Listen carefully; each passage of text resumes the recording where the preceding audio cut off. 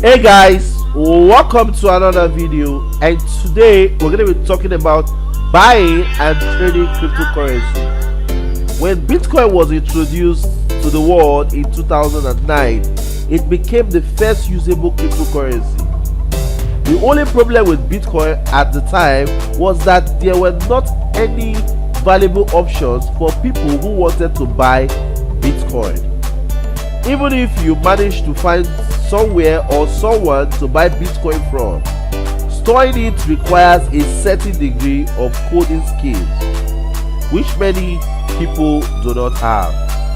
As cryptocurrency like Bitcoin continue to gain more mainstream attention in the mid-2010s, a number of big corporate exchanges opened.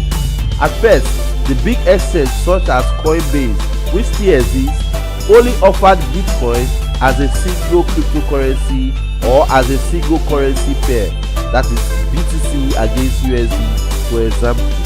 But today you have Coinbase even accepting Ethereum Classic and other coins as well.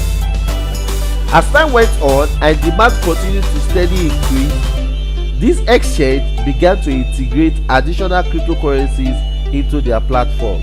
The biggest cryptocurrency exchange in the United States is Coinbase, and they now support Bitcoin, Ethereum, Litecoin, and even Ethereum Classic, with plan to expand their offering again in 2018. Once again, thank you for watching this video. Please follow me in my next video, and I'm going to be talking about cryptocurrency as